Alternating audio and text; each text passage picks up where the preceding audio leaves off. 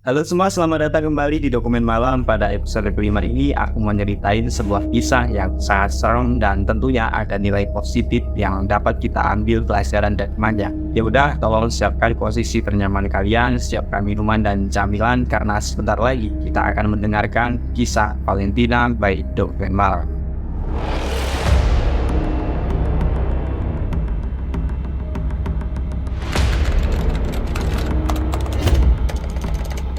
Valentina lahir pada tanggal 16 Desember tahun 2001 di Bogota. Ia dibesarkan oleh pasangan yang bernama Giovanni dan juga Laura. Tumbuh sebagai anak kedua dan memiliki kakak laki-laki yang bernama Daniel. Namun sayangnya masa kecil Valentina ini tak seberuntung dengan teman-temannya di Bogota saat itu. Orang tuanya memutuskan untuk bercerai dan menikah dengan perempuan lain. Dari situ otomatis kehidupan Valentina dan saudara-saudara ini berubah drastis. Semua kebutuhan hidup yang semula ditanggung oleh ayahnya otomatis kini menjadi beban berat yang harus dipikul oleh ibunya seorang diri. Hal itulah yang membuat Laura harus mengambil beberapa pekerjaan sampai-sampai kadang pulang larut malam demi mencukupi semua kebutuhan anak-anaknya. Singkat cerita, Daniel dan Valentina kini sudah menginjak usia remaja. Mereka kemudian bahu-membahu meringankan beban ibunya dengan cara mencari pekerjaan. Daniel ini bekerja di sebuah perusahaan jasa konstruksi, sedangkan si Valentina ini bekerja di sebuah klub malam sebagai seorang waiters. Pada suatu malam, Valentina ini berkenalan dengan seorang pria yang bernama Pablo Silva,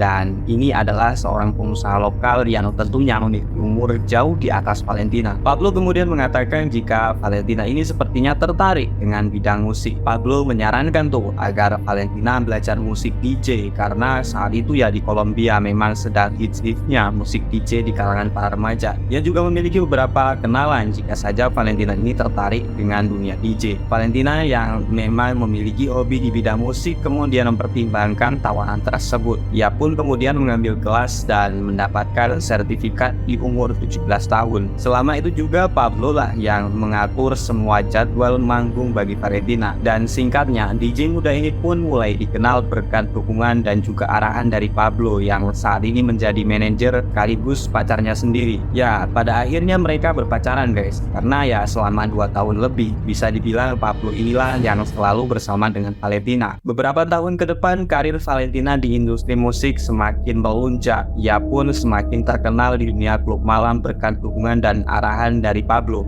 Namun sayangnya semua perjalanan indah yang sudah mereka lalui harus terhenti setelah Valentina dan Pablo ini memutuskan untuk berpisah. Ya, meskipun ini terdengar agak menyedihkan, namun baiknya Pablo ini masih menjadi manajernya Valentina. Hal itu dikarenakan jauh dari lubuk hati Pablo, ia masih mencintai Valentina dan ingin melihat wanita tersebut sukses di dunia musik. Kesuksesan Valentina tak serta-merta dari bakatnya sendiri. Ia banyak belajar dari teman-temannya sesama DJ dan sering berkolaborasi untuk memperkaya pengetahuan musiknya. Dan dengan berjalannya waktu, Valentina ini sudah merambah ke berbagai kota di Kolombia untuk menunjukkan skill DJ-nya. Sebut saja kota-kota tersebut adalah Bogota dan juga Medellin yang selama ini menjadi kota malam yang penuh dengan gairah. Bisa dibilang Valentina ini sudah mencapai kehidupan yang sukses di tahun 2022. Namun ia tak lupa dengan tujuannya selama ini, di mana uang yang ia peroleh sepenuhnya demi membantu ibu dan juga keluarganya. Singkat cerita, setelah ia putus dengan Pablo, Valentina ini merindukan sosok laki-laki yang tulus dan memutuskan untuk mencari pasangan yang baru.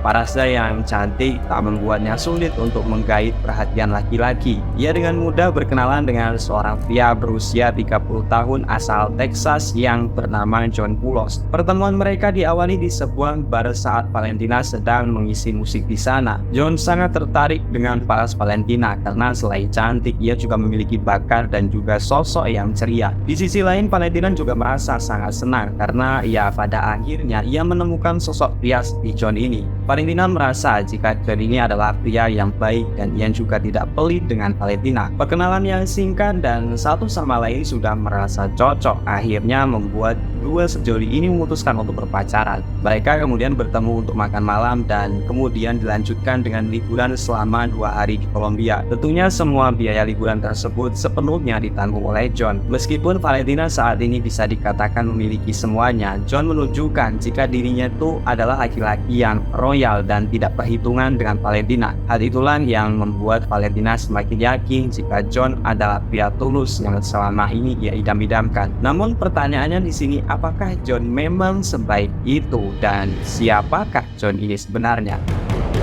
Sebelum lebih jauh ke ceritanya, John Pulos ini ternyata adalah seorang duda guys yang baru saja bercerai dan meninggalkan 3 putranya. Ia menikah dengan Ashley pada tahun 2009 dan kemudian bercerai di tahun 2018. Usut punya usut, semula John ini adalah seorang ayah yang sangat baik terhadap keluarganya. Namun hal tersebut berubah setelah anak laki-lakinya didiagnosa menderita penyakit kanker yang cukup parah. Sifat John yang semula lembut tiba-tiba berubah menjadi kasar karena ia stres dan tidak siap menerima semua cobaan itu. Ia sering memukul Ashley dan membuat api dalam rumah tangga ini semakin berkobar. Ia pun kemudian memutuskan untuk meninggalkan istrinya di tahun 2018 dan bahkan John juga tidak memberikan uang sepeser pun kepada ketiga anaknya setelah ia bercerai. Jika kalian penasaran dengan sosok John ini, silahkan kalian cari di Twitter dengan nama _train67. Ia banyak berbicara tentang saham dan juga beberapa politik di Amerika. Kembali ke hubungan John dan juga Valentina, mereka memutuskan untuk berhubungan jarak jauh atau LDR. Karena ya sejatinya Valentina ini tinggal di Kolombia dan juga John yang memiliki pekerjaan di Texas. Beberapa bulan kemudian John memutuskan untuk menemui keluarga Valentina di Kolombia. Seluruh keluarga Valentina tampaknya sangat menyukai sosok dan kepribadian John yang terlihat sopan dan juga bijaksana. John juga tidak melarang saat Valentina mengatakan jika dirinya ingin melakukan operasi plastik di wajahnya. John bahkan menawarkan tuh akan membayar beberapa prosedur sebelum melakukan operasi plastik. John sepertinya sudah sangat mencintai Valentina. Ia sangat beruntung karena mendapatkan wanita muda cantik yang memiliki talenta seperti dia. Di sisi lain, Valentina juga sangat menyayangi John. Ia sering memamerkan pacar barunya tersebut kepada sesama teman DJ-nya. Ia sangat membanggakan John karena dia adalah sosok laki-laki yang sangat royal. Bahkan John telah menjanjikan kepada Valentina untuk berlibur di Eropa dalam beberapa bulan ke depan. Seiring berjalannya waktu, namanya hubungan LDR itu banyak nggak enaknya ya. Apalagi Valentina ini kan tipikal cewek yang ambisius dengan pekerjaannya. Ia sering nggak ada waktu sama si John karena ya malamnya ia bekerja dan kebanyakan waktu siangnya ia gunakan untuk istirahat tuh. Kayak berbeda jauh dengan si John yang siangnya digunakan bekerja sedangkan malamnya digunakan untuk istirahat. Terlebih lagi John ini merasa khawatir dengan Valentina yang memiliki banyak teman cowok. Ia juga menaruh curiga dan lama-kelamaan mulai tidak yakin jika Valentina ini bisa setia sama dia. Di sisi lain Valentina juga harus profesional dengan pekerjaannya. Ia tidak bisa meninggalkan dunia malamnya karena ya dengan hal ini ia bisa menghidupi keluarganya. Ia tak ingin hidup susah lagi. Ia tak ingin melihat ibunya menderita lagi. Dan satu-satunya jalan ya dengan bekerja di klub malam sebagai seorang DJ. Dengan sikap posesifnya, John mengatakan kepada Valentina untuk menjauhi teman-teman cowoknya. John juga bersikeras untuk melakukan video call saat Valentina sedang bekerja. Hal itulah yang semakin hari membuat Valentina ini risih dengan pacarnya. Ia merasa jika John sangat berlebihan dan membuat dirinya kadang tidak fokus saat bekerja. Satu persatu sikap John mulai terungkap. Ia seringkali marah dan berkata kasar kepada Valentina. Ia juga tidak segan-segan mencemooh Valentina dan mengatakan jika dirinya hanyalah wanita malam yang murahan. Namun kendati demikian, keluarga Valentina pun meyakinkan kepada anaknya jika sikap John tersebut semata-mata hanya cemburu saja. Sikap tersebut wajar dilakukan oleh seorang laki-laki yang tak mau kehilangan wanita yang ia cintai.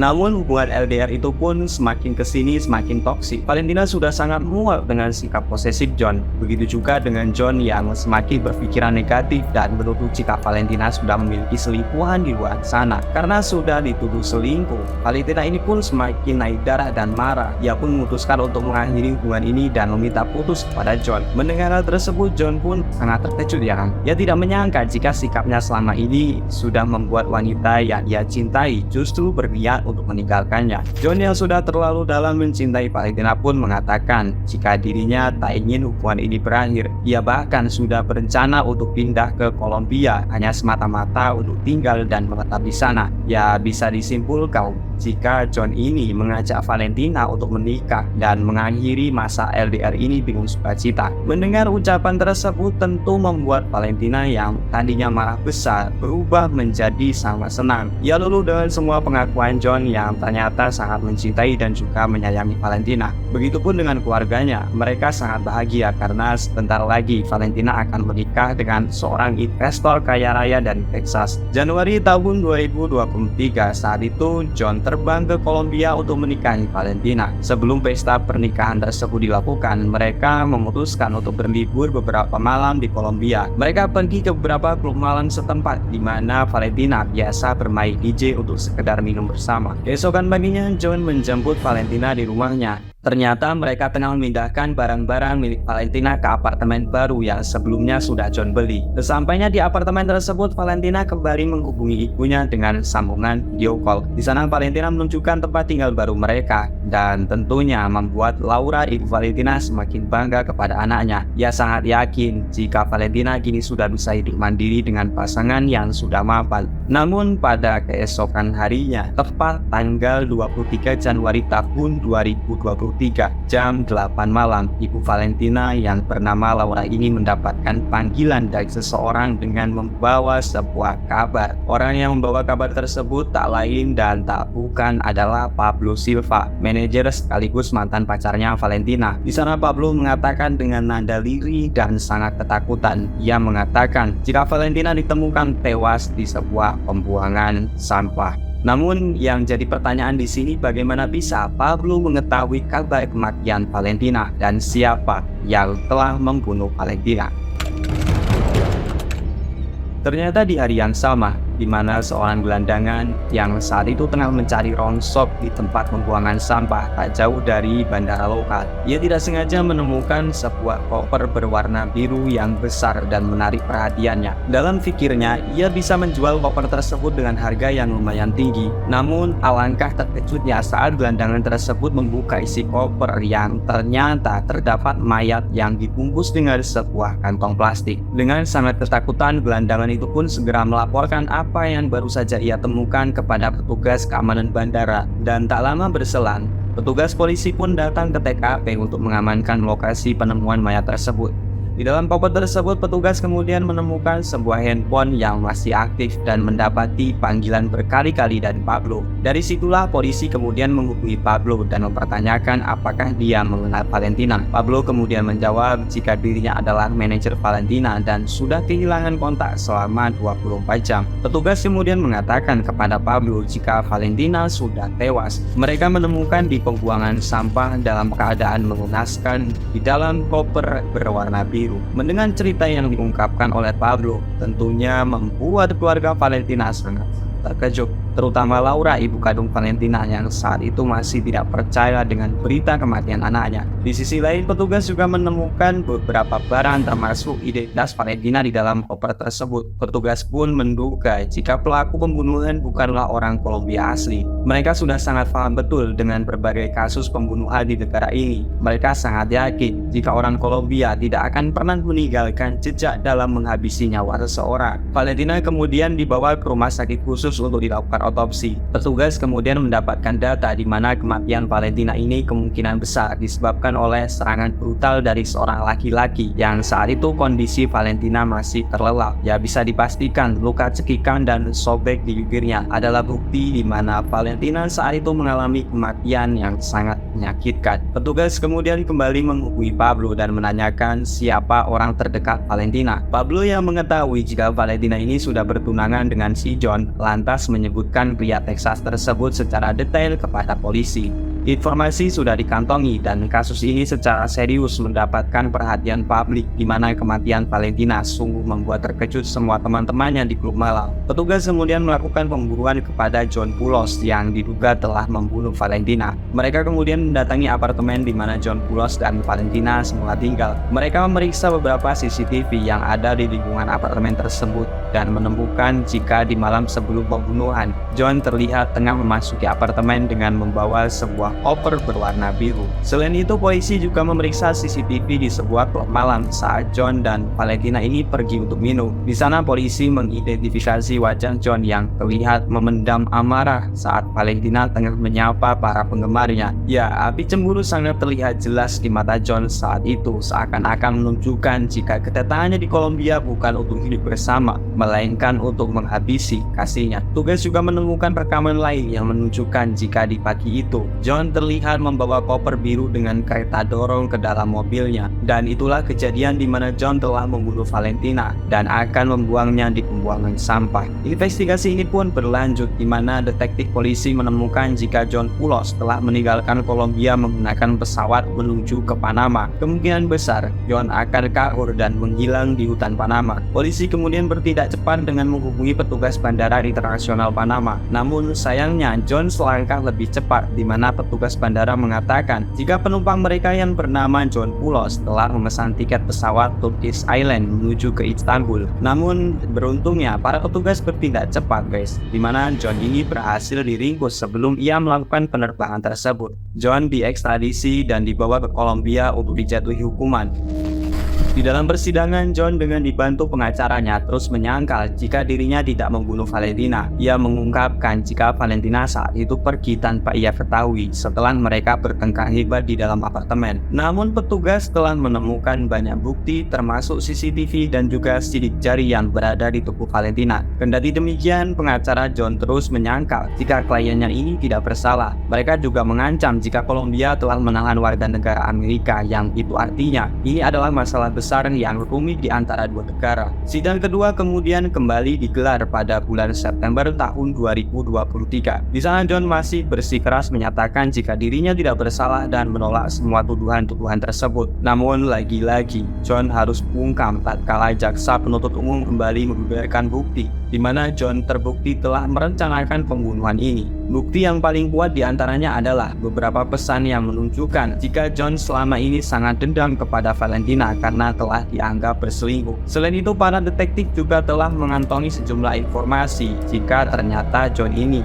hanya menyewa apartemen tersebut selama 4 hari. Itu artinya kedatangan John di Kolombia bukan bermaksud untuk menikahi Valentina, melainkan ya hanya untuk menghabisinya. Selain itu, riwayat hidup John yang dengan tega meninggalkan anak istrinya tanpa sepeser uang semakin membuat dirinya malu di persidangan. John sudah tidak bisa berkata-kata lagi tatkala hakim menjatuhi hukuman yang sangat berat, yaitu 60 tahun penjara. Di depan para media, keluarga Valentina pun mengungkapkan kesedihan yang sangat mendalam. Laura kemudian mengatakan jika anaknya adalah orang yang memiliki mimpi besar. Ia bercita-cita menjadi seorang musisi yang terkenal di Kolombia, pergi ke luar negeri dan juga mendirikan sebuah rumah yayasan untuk orang-orang yang berkebutuhan khusus. Laura juga mengungkapkan betapa sedihnya sekarang karena harus kehilangan putri tercintanya sekaligus tulang punggung keluarga yang telah menopang semua kebutuhan hidup adik-adiknya. Dalam ungkapan yang terakhir, Laura mengatakan jika anaknya Valentina tidak pantas mati dengan cara yang seperti ini, dan ia berharap jika John Pulos selamanya tidak akan pernah bebas dan biarkanlah dia membusuk di penjara. Dan ya, itulah tadi kisah menyedihkan yang tentunya dapat kita ambil hikmahnya. Semoga cerita ini dapat mengisi waktu kosong kalian. Saya Naja di sini undur diri. Terima kasih sudah menonton video ini sampai akhir dan